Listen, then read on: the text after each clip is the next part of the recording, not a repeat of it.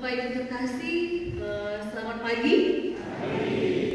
Saya semua sehat. Sebelum kita melakukan pembacaan firman, ada baiknya saya memperkenalkan diri terlebih dahulu ya, supaya nanti setelah perkenalan kita baca Alkitab langsung masuk khotbah. Nanti kalau kita sudah baca Alkitab dulu, saya kenalan lagi, jeda untuk khotbahnya nanti bisa hilang gitu ya, karena sudah bacaan terus diganggu oleh perkenalan saya. Bapak Ibu terkasih, pagi ini saya sangat bersyukur bisa berada di sini bersama Bapak Ibu. Pertama kali saya khotbah keluar dari konteks GKJ Yeremia yang menjadi tempat saya akan menjadi calon pendeta di sana. Saya diberikan kesempatan melalui Bu Pendeta Siska, tentunya melalui diskusi juga dengan Bapak Ibu Majelis, saya diizinkan untuk pertama kali di sini khotbah. Artinya Bapak Ibu, ketika saya harus keluar dari GKJ Yeremia dan keliling untuk khotbah seklasis Jakarta bagian Barat, ketika tempat ini GKJ Depok yang pertama kali, saya sangat bersyukur. Karena ibarat pindah rumah Bapak Ibu, kalau kita pindah rumah harusnya yang pertama kali kita kenal siapa Bapak Ibu? Iya, tetangga. Jadi ketika dapat pertama kali GKJ Depok itu saya, wah syukur pada Allah. Ibaratnya itu belum dulu kenal Tetanggerang, gitu, Ebenezer, Pamulang mungkin, Nehemia. Saya harus tahu dulu yang paling dekat dengan saya siapa, yaitu GKJ Depok. Jadi saya sangat bersyukur pertama kali diizinkan khotbah keluar yaitu di GKJ Depok. Bapak Ibu perkenalkan sesuai yang tertulis di warta, nama saya adalah Abanita Boru Kaban. Jadi kalau sudah ada kata Boru, sudah tahu ya Bapak Ibu pasti asalnya dari Medan ataupun Sumatera Utara.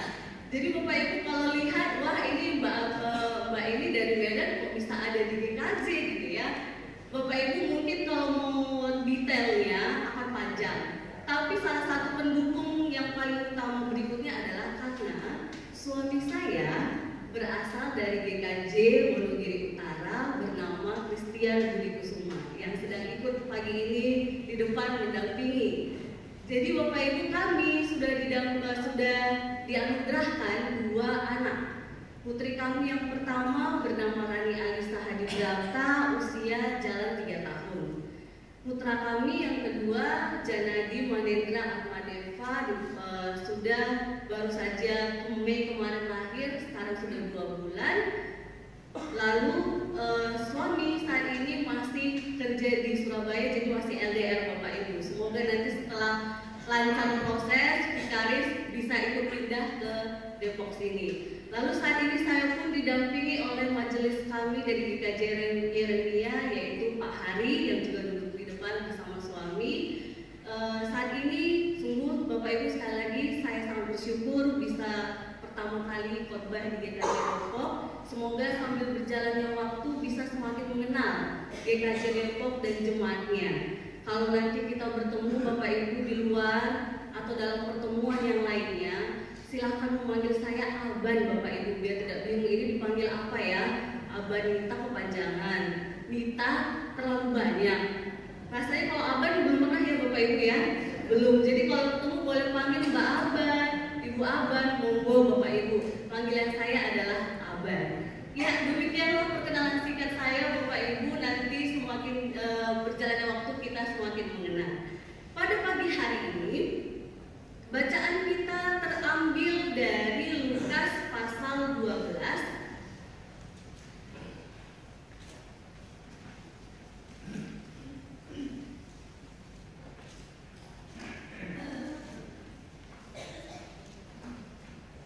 ayatnya yang ke-13 sampai 21.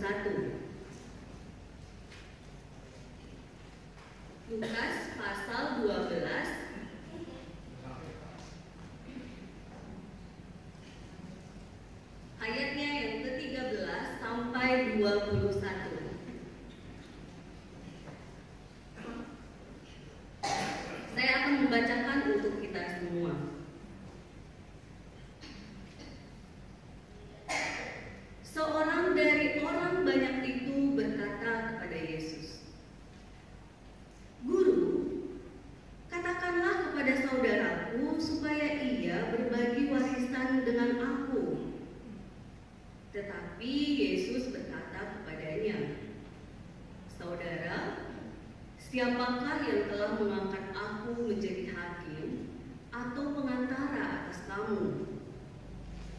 Katanya lagi kepada mereka, berjaga-jagalah dan waspadalah terhadap segala ketamakan, sebab walaupun seorang berlimpah-limpah hartanya, hidupnya tidaklah tergantung daripada kekayaannya itu. Kemudian ia mengatakan kepada mereka suatu perumpamaan, katanya, ada seorang kaya, tanahnya berlimpah-limpah hasilnya. Ia bertanya dalam hatinya, apakah yang harus aku perbuat sebab aku tidak mempunyai tempat di mana aku dapat menyimpan hasil tanahku? Lalu katanya, inilah yang akan kuperbuat. Aku akan merombak lumbung-lumbungku dan aku akan mendirikan yang lebih besar dan aku akan menyimpan di dalamnya segala gandum dan barang-barangku. Sesudah itu aku akan berkata kepada jiwaku, jiwaku ada padamu banyak barang, tertimbun untuk bertahun-tahun lamanya. Beristirahatlah, makanlah, minumlah, dan bersenang-senanglah. Tetapi firman Allah kepadanya, hai engkau orang bodoh, pada malam ini juga jiwamu akan diambil daripadamu. Dan apa yang telah kau sediakan, untuk siapakah itu nanti? Demikianlah jadinya dengan orang yang mengumpulkan harta bagi dirinya sendiri, jikalau ia tidak kaya di hadapan Allah. Berbahagialah setiap kita yang mendengarkan firman Tuhan, memelihara dan melakukannya. Haleluya.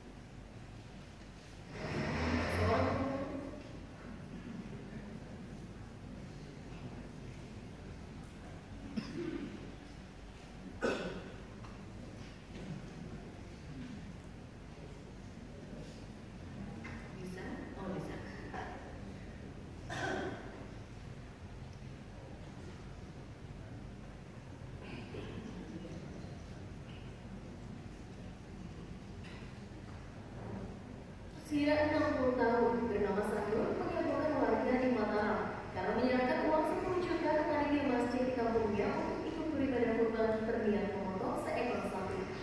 Menurut warga, meski berprofesi sebagai pemulung barang bekas, Sanur rutin mengikuti pengajian dan setiap tahun selalu ikut berkurban. Dan pada tahun ini berhasil mengumpulkan uang untuk membeli seekor sapi. Inilah Sanur, wanita renta berusia 60 tahun. Warga yang sehari-hari tinggal di Kelurahan Karangcangkong, Kota Mataram, Nusa Tenggara Barat, yang tengah menjadi perbincangan warga di kampungnya. Pasalnya, meski hanya berprofesi sebagai seorang pemulung barang bekas dan sehari-hari berpakaian lusuh dan kerap tidur di ekangan toko, Sanur ternyata memiliki jiwa yang tulus untuk menjalankan perintah agama.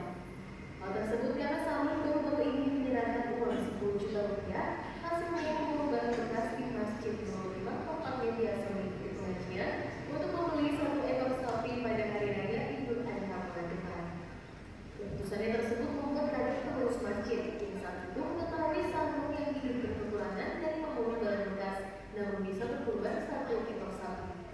Seperti dituturkan warga, Sanur yang hidup sebatang kara memang merupakan seorang pemulung, namun kerap mengikuti pengajian setiap hari Kamis di kampungnya, dan justru setiap tahunnya selalu ikut berkurban kambing, dan pada tahun ini berhasil berkurban 1 ekor sapi. Jadi rutin itu ibu ini selalu ikut dalam pengajian. Makanya saya juga kaget itu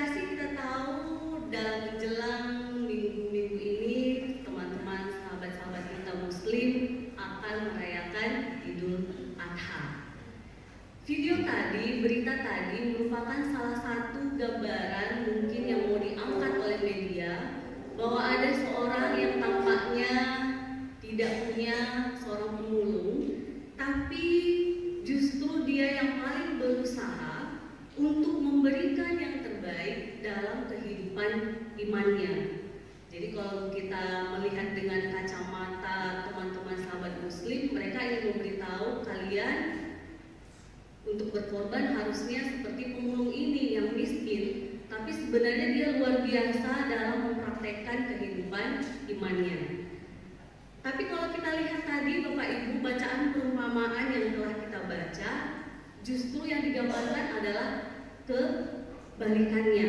Apa yang dikatakan di situ TBLAI memberi judul orang kaya yang bodoh. Coba Bapak Ibu kita lihat ayatnya yang ke-20.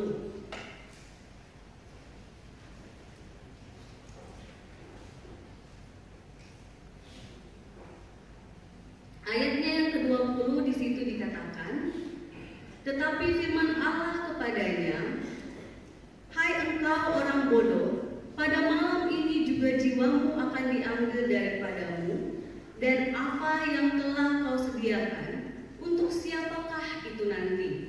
Jadi Bapak Ibu terkasih, kita lihat di sini orang kaya bodoh dalam perumpamaan ini tampaknya juga digambarkan seseorang yang mungkin tidak punya pasangan, tidak punya anak-anak, yang ketika dia mengumpulkan hartanya itu untuk siapa, gitu ya? Perumpamaan ini digambarkan orang kaya itu tidak punya pasangan dan tidak punya anak-anak. Sehingga Allah mempertanyakan, untuk siapa itu nanti harta yang kamu kumpulkan? Lalu Bapak Ibu dikatakan kepada kita juga yang saat ini mungkin yang sudah berkeluarga berpikirnya, oh berarti kalau ini orang kaya bodoh ini tidak punya keluarga, kita yang punya keluarga dibenarkan dong mengumpulkan harta. Artinya saya bekerja dengan luar biasa untuk anak cucu gitu ya. Jadi ibu pemulung tadi sih enak ya, dia bekerja mengumpulkan gelas-gelas, aqua bekas, karena dia sedang, konteksnya tadi di berita kita dia sebatang kara, sehingga mudahlah baginya untuk memberikan. Tapi Bapak Ibu terkasih, hati-hati, kita dikatakan harus berjaga-jaga dan waspadalah terhadap segala ketamakan. Itu kata Yesus di awal di ayatnya yang ke-15. Kita disuruh Tuhan Yesus untuk berjaga-jaga dan waspadalah. Coba kita lihat kembali ayatnya yang ke-15. Kata Tuhan Yesus, berjaga-jaga dan waspadalah terhadap segala ketamakan. Kenapa kita disuruh berjaga-jagalah Bapak Ibu? Yang namanya berjaga-jaga berarti tubuh kita harus apa Bapak Ibu? Apa Bu? Siap. Selain siap? Apa Bu? Waspada, iya. Ketika kita dikata berjaga, siap berarti harus selalu pikiran dan tubuh kita ini harus fokus, sadar. Kalau tidur berarti tidak berjaga-jaga ya Bapak Ibu. Tapi kata berjaga-jaga berarti kita diajak untuk ayo tubuhmu, pikiranmu, hatimu sadar. Nah, ketika dikatakan sadar ini, mengapa Tuhan Yesus mengajak kita sadar? Karena Tuhan Yesus ada tahu bahwa ada bahaya ketika kita terkuras oleh sebuah sifat yaitu ketamakan. Sama Bapak Ibu ketika tadi pagi sambil persiapan saya lihat berita, Pak Presiden Jokowi memperingatkan kita untuk waspada terhadap, ada lihat berita, mega trust, yaitu adanya informasi bahwa kita akan mengalami gempa yang besar. Jadi kalau Pak Jokowi menyampaikan kepada rakyatnya untuk waspada, artinya kita disuruh berjaga-jagalah, ingat setiap waktu bahwa ternyata ada bencana nih yang akan datang. Kita harus sadar, sekiranya datang kita tahu harus berbuat apa. Apakah keluar rumah, apakah kita mempersiapkan sesuatu yang kita bisa lakukan sehingga tidak terkena bencana. Sama dengan Tuhan Yesus pada saat ini. Ketika Tuhan Yesus mengatakan berjaga-jagalah dan waspadalah terhadap segala ketamakan, saat itu Yesus sudah ingin memberitahu hati-hati. Ada bahaya ketika kita terkuras dengan sifat yang tamak dalam ayat 15. Lalu dikatakan dalam ayat 15 itu Bapak Ibu, kalau kita berjaga-jaga dan waspada terhadap segala ketamakan, lalu apa yang harus kita lakukan? Ada jawabannya di dalam ayat 15 itu. Kita lihat, sebab walaupun seorang berlimpah-limpah hartanya, hidupnya tidaklah tergantung daripada kekayaannya itu. Jadi kata kuncinya Bapak Ibu sebenarnya ketika kita supaya tidak tamak, hidup kita harus kita sadari tidak bergantung pada kekayaan. Boleh slide-nya, hidup kita tidak bergantung pada kekayaan dunia. Tadi kita katakan berjaga-jaga dan waspadalah, kita sudah lihat ayat 15. Kata kunci supaya kita senantiasa berjaga-jaga dan waspada terhadap sifat ketamakan, kita diingatkan agar kita ingat hidup kita tidak tergantung pada kekayaan di dunia ini. Bapak Ibu kekasih, ada seorang bapak di jemaat kami. Beliau bercerita bahwa ketika dia bekerja dalam masa hidupnya, dia selalu menargetkan untuk kalau sudah naik jabatan ini harus lebih lagi, kalau sudah naik jabatan lagi harus lebih lagi, atau kalau hartanya sudah sampai angka 20 harus ke 60, sudah sampai 60 harus angka 50, sampai akhirnya Bapak Ibu pada satu titik ada rentetan peristiwa buruk yang ia alami, yang itu membuat dia sadar, membuat dia peka bahwa Tuhan sedang mengingatkan, untuk apa sih itu semua? Untuk apa sih ambisi mengejar supaya lebih dan lebih itu? Karena pada akhirnya Bapak Ibu katanya sih untuk anak-anak, tapi gara-gara dia mengejar target, selama dia ambisi itu Bapak Ibu judulnya untuk anak-anak, tapi waktunya tidak ada untuk anak-anak, waktunya tidak ada untuk keluarga. Dan dia merasa anak yang paling besar pada saat itu sudah kelas sekitar 5 atau 6 SD, yang kecilnya sudah ada yang nomor 2 kelas 1, yang kecilnya lagi sudah setahun gitu ya. Ketika anak yang kelas besar ini kelas 6 SD, dia merasa terlalu banyak sudah melewati masa-masa indah yang seharusnya dia bisa nikmati bersama anaknya yang paling besar ini. Peristiwa-peristiwa buruk dia alami itu menjadi titik sadar bahwa dia tidak boleh terlalu ambisi dengan harta ataupun terbawa oleh keinginannya yang ingin mengumpulkan banyak sehingga melupakan anak-anak. Bapak Ibu, tidak hanya sekedar dia akhirnya sadar akan ketamakan dirinya, ambisinya, tapi dia pun jadi sadar memberi waktu kepada anak-anak. Bahkan puji Tuhan ya, dengan harta yang tampaknya menurut dia seharusnya tidak sebesar yang dia bayangkan dulu, yang dia targetkan, justru sepertinya dia lebih berkelimpahan dan mempunyai anak asuh lebih dari 30. Jadi Bapak Ibu melihat konteks jemaat ini, saya pikir kesadaran dia akan ketamakan itu benar-benar sesuatu yang luar biasa, sehingga hidupnya berubah drastis. Lalu Bapak Ibu, kita kembali pada perumpamaan yang menjadi perenungan kita. Bagaimana dengan orang kaya bodoh ini? Apakah ia disadarkan oleh Tuhan? Kalau kita lihat bacaan kita, disadarkan atau tidak Bapak Ibu? Disadarkan atau tidak? Lihat perumpamaan kita? Tidak ya. Karena kalau lihat di perumpamaan yang disampaikan itu, Tuhan tidak menyadarkan, tapi langsung diambil nyawanya. Tapi Bapak Ibu, bukan berarti Tuhan memperlakukan itu. Perumpamaan ini sebenarnya justru sedang dipakai Tuhan untuk menyadarkan seseorang dan orang banyak. Siapa seseorang itu?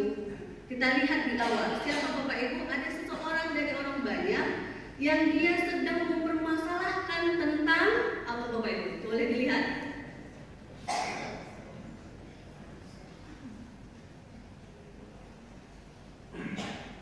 Tuhan Yesus sedang menyadarkan seseorang dari orang banyak itu yang tadinya sedang mempermasalahkan tentang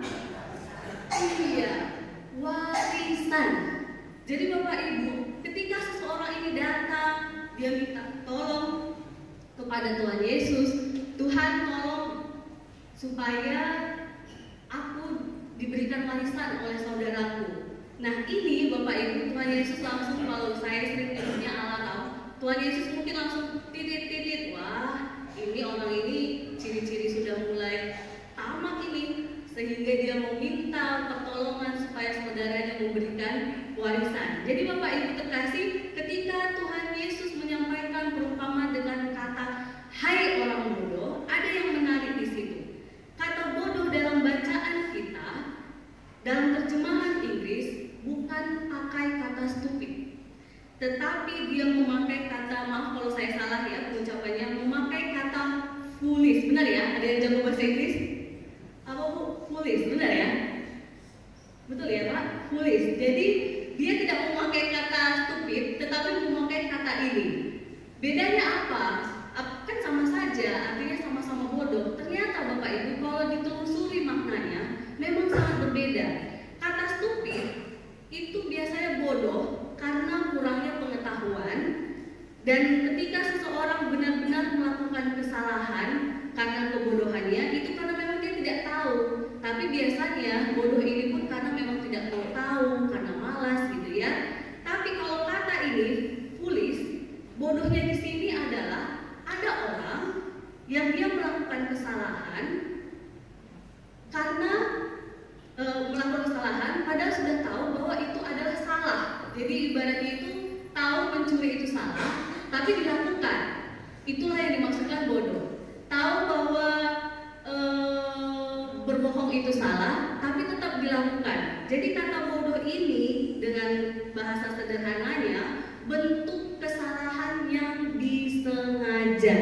Jadi pakai kata foolish ini sebenarnya menunjukkan bahwa Tuhan mengasih tahu, kamu ini bodoh, sudah tahu bahwa harta itu tidak dibawa meninggal, tidak dibawa pergi, tapi kok fokusmu kepada mengumpulkan harta. Jadi Bapak Ibu terkasih, di sini sebenarnya Tuhan Yesus ingin mengatakan kepada orang yang bertanya dan orang banyak itu, bahkan mungkin jika firman ini pagi ini sampai kepada saya dan Bapak Ibu, Tuhan Yesus ingin mengatakan, hei kalian, udah tahu loh, hartanya kita itu, hartanya kamu itu, harta yang kita miliki ini, itu tidak akan dibawa ketika kita meninggal.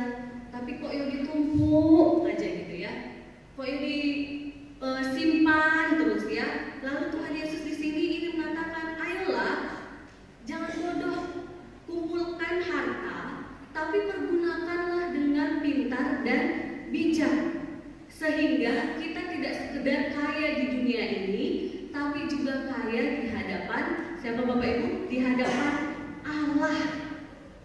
Kata kunci di sini Tuhan ingin supaya kita tidak bodoh, berarti kita harus menjadi seorang yang pintar dan bijak. Pintar dan bijak seperti apa? Kita lihat bagaimana Tuhan menginginkan harta yang kita miliki itu menjadi sarana untuk kita kaya di hadapan Allah.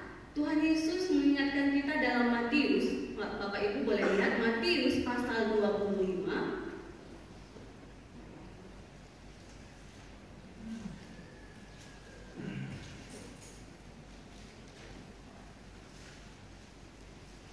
Ayatnya yang ke-35 sampai 36.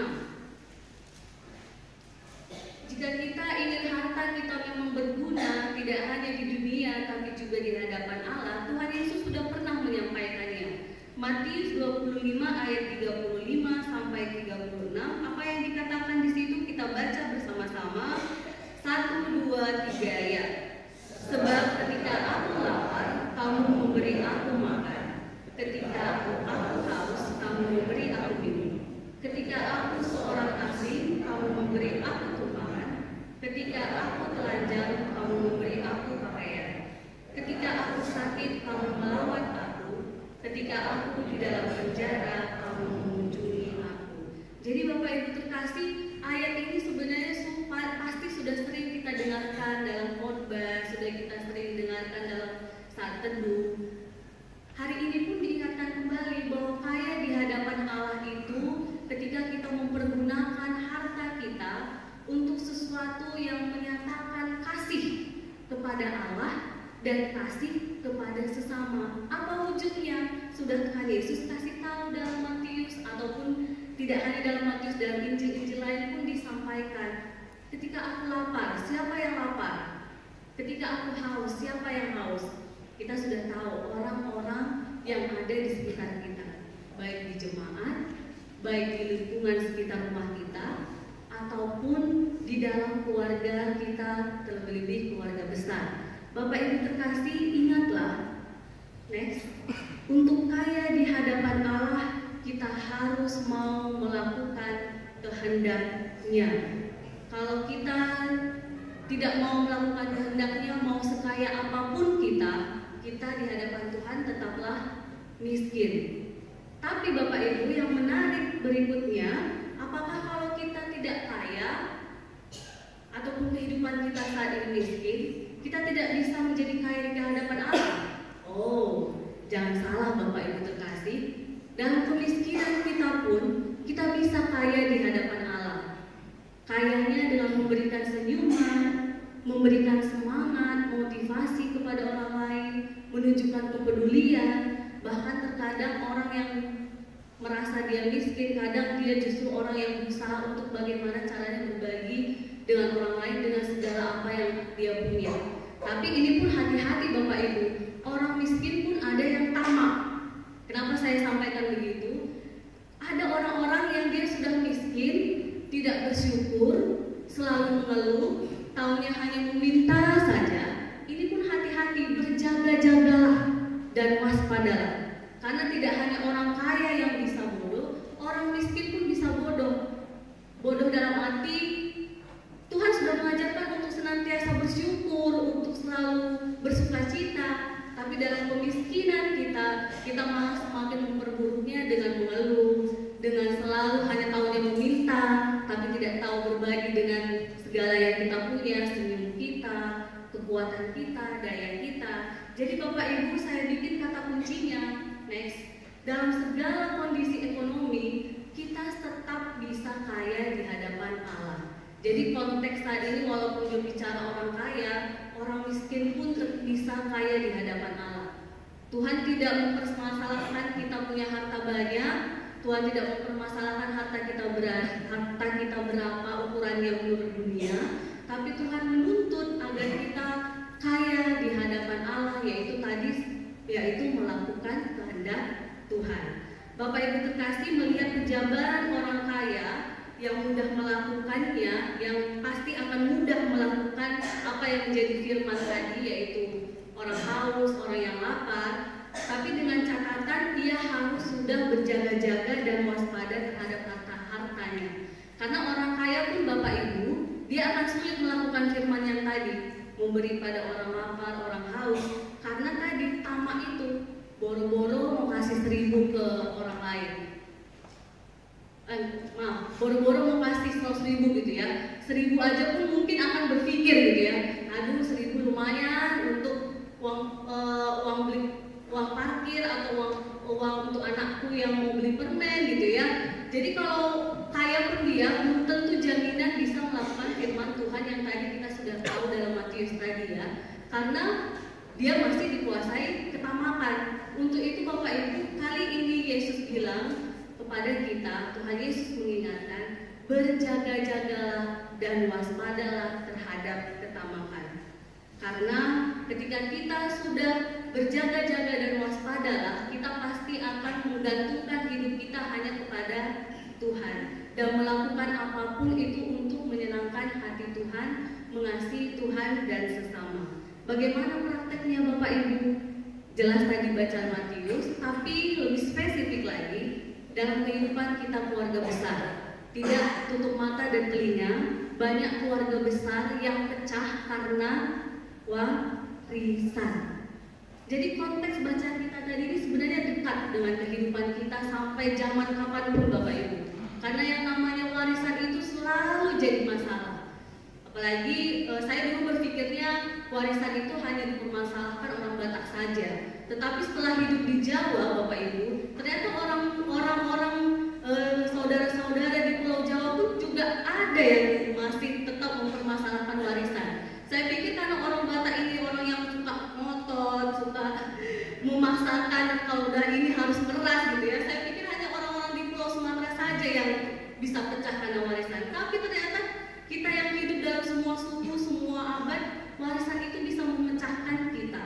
Nah, Bapak Ibu, jika saat ini di antara kita semua yang di sini, ketika firman ini sudah sampai kepada kita, kalau kita diperhadapkan dengan situasi ternyata pembagian warisan tidak adil menurut kita, atau kita tidak diingat ketika pembagian warisan, firman ini sudah menguatkan Bapak Ibu. Berjaga-jagalah dan waspadalah. Artinya, kalau memang itu terjadi, ya sudahlah. Kalau memang diingat syukur, kalau tidak gitu ya. Walaupun kadang mungkin dalam hati kita sedih kok nggak kebagian gitu ya, harta dari warisan orang tua kita gitu ya.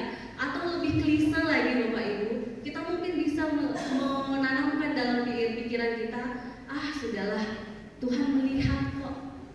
Tuhan tidak akan menutup mata, dan Tuhan pasti bisa memberikan rezekinya, berkatnya dari mana saja. Jadi Bapak Ibu terkasih, kalau saat ini firman Tuhan ini sampai kepada kita dan kita sedang dalam situasi gonjang-ganjing warisan, semoga kita jadi orang yang memilih untuk tidak ngotot atau tidak tamak atau lebih adem ayem istilahnya ya.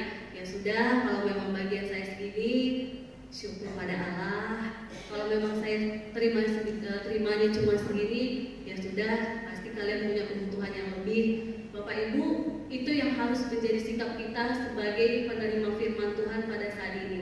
Kalaupun Bapak Ibu mau ngotot, ya sayang sekali ya kalau kita ngotot terus akhirnya ujung-ujungnya kita kena apa Bapak Ibu? Sakit stroke gitu ya. Akhirnya harta yang didapat warisan tadi habisnya kemana? Untuk berobat. Sayang Bapak Ibu, bagus udah ikhlas nerimo gitu ya, tapi kita hidup damai dan sejahtera. Lalu praktek berikutnya, ketika kita dikatakan berjaga-jaga dan waspadalah serta tidak bergantung pada kekayaan dunia, tapi justru memperkaya diri di hadapan Allah dalam keseharian. Khususnya nih Bapak Ibu terkasih, dalam keseharian yang ibu-ibu, walaupun tidak menutup mata, bapak-bapak juga bisa melakukan ini ya. Yang ibu-ibu nih, biasanya kalau misalnya ada saudara atau mungkin anak-anak lah yang masih kebiasaan sering bilang, aduh orang ada duit le gitu ya, orang ada duit loh, atau nggak ada uang nak gitu ya. Nah ini hati-hati. Kenapa saya sampaikan hati-hati? Karena biasanya ibu-ibu ini ya cepat sekali menyampaikan gak ada uang, padahal sebenarnya ada. Nah kalau yang ada ini nanti hilang, barulah menangis. Hati-hati Bapak Ibu, karena pengalaman saya pribadi ketika saya kuliah di Yogyakarta, yang namanya merantau ya Bapak Ibu. Ada di sini Bapak Ibu yang anaknya kuliah di luar kota, ada ya? Yang namanya merantau pasti setiap bulan Bapak Ibu mengirim uang bulanan. Setelah kirim uang bulanan, biasanya para mahasiswa ini ada kebutuhan yang buku lah, yang inilah, yang itulah, yang benar-benar butuh loh Bapak Ibu, bukan untuk jalan-jalan. Singkatnya, saya sering menyampaikan kepada mama saya di Medan, mak butuh nih untuk ini. Tapi mama saya itu selalu bilang, duh nggak ada uang nakku, bapak mengirim. Karena bapak saya LDR cinta sama mama, karena bapak kerja di Rantau Perapat 6 jam dari Medan. Tapi setiap minggu pulang atau 2 minggu sekali pulang. Belum ngirim bapak gitu ya. Jadi bapak ibu dengan ini kan rasanya ya udahlah, saya jauh ini agak-agak mepet-mepetkan keuangan, agak-agak ditahan-tahan mungkin ya. Tapi suatu ketika bapak itu terjadilah peristiwa, informasi datang. Nah, mama baru rumah kita baru kebobolan, uang sekian juta hilang, emas mama hilang. Aduh, bapak ibu saya yang ibaratnya sebagai anak antara Tuhan sedih gitu ya, tapi juga satu sisi karena udah sekolah teologi deh bapak ibu. Kalau nggak teologi mungkin saya nggak berpikir seperti ini. Tapi satu sisi, terima kasih Tuhan menegur gitu ya. Jadi bapak ibu, di balik peristiwa itu saya berempati, ibu saya kehilangan, tapi juga bersyukur karena terima kasih Tuhan menegur gitu ya. Walaupun prakteknya bapak ibu harus 3 peristiwa dulu yang dihadapi oleh orang tua saya baru mereka sadar. Artinya dari sini saya menyampaikan, bapak ibu hati-hati dengan ucapan. Kalau memang ada uang dan ingin di-prepare untuk sesuatu, ungkapkan saja jujur kepada anak-anak kita atau kepada orang lain. Aduh saya ada uang, tapi ini sebenarnya untuk kebutuhan ini itu. Kalau saya bisa kasih, bisanya cuma segini nggak apa-apa ya. Itu berkat apa yang kita punya. Jadi Bapak Ibu, saya di sini menyampaikan pengalaman ini supaya jangan sampai ada ibu-ibu yang mengalami peristiwa yang sama lagi ya. Itu saja. Termasuk saya yang sudah jadi ibu pun saya diingatkan ya untuk hati-hati nanti ketika anak saya sudah makin besar. Awas loh, jangan sampai bilang tidak ada, padahal sebenarnya ada ya. Nah, untuk kita yang teman-teman pemuda, apakah saat ini karena kita masih bergantung pada orang tua lalu tidak bisa kaya di hadapan Allah? Bisa. Justru kita tidak punya harta memang, tapi kita punya tenaga yang masih kuat yang bisa kita lakukan di dalam pelayanan kita. Tidak usah jauh-jauh dalam kehidupan berjemaat. Tenaga pemuda itu yang paling dibutuhkan ketika ada event-event tertentu di dalam gereja atau ketika ada orang yang berduka di jemaat. Pemuda juga yang butuh ekstra untuk membantu, istilah kalau kita dalam budaya Jawa, rewang dan sebagainya gitu ya, membantu kegiatan yang harus dipersiapkan. Lalu teman-teman pemuda juga yang masih kuat fisiknya untuk ketika ada bencana, kalian punya hati untuk jadi volunteer, itu sudah kaya di hadapan Allah. Jadi teman-teman pemuda, kalau memang merasa saat ini belum ada harta yang melimpah seperti orang tua kita punya tenaga untuk kita sumbangkan menjadi kaya di hadapan Allah. Bapak Ibu terkasih yang adiuswo. Nah, ini yang ibaratnya itu mungkin secara harta mungkin masih banyak mungkin gitu ya, tapi tenaga sudah mulai berkurang. Nah, Bapak Ibu terkasih adiuswo pun tetap diberikan kesempatan sampai saat ini sama Tuhan, hidup sehat, juga bisa kaya di hadapan Allah dengan memberikan semangat, motivasi kepada kami yang muda-muda ini. Termasuk di Yeremia, komisi yang paling teladan itu, paling semangat, paling luar biasa itu adalah komisi adiuswo. Kalau di sini bagaimana Bapak Ibu? Sama ya. Jadi artinya Bapak Ibu terkasih adiuswo, kalau mungkin secara harta, aduh nak udah pensiun, tidak seperti dulu lagi, atau nak malah saya sebatang kara gitu ya. Tidak apa-apa Bapak Ibu tetap jadi berkat dengan menunjukkan semangat dalam berkebaktian, dalam hadir dalam gift store ataupun melayan atau kegiatan-kegiatan yang dilakukan di masyarakat ataupun di gereja. Jadi Bapak Ibu terkasih, dengan segala keberadaan kita dalam kondisi ekonomi apapun, kita tetap bisa kaya di hadapan Allah. Amin.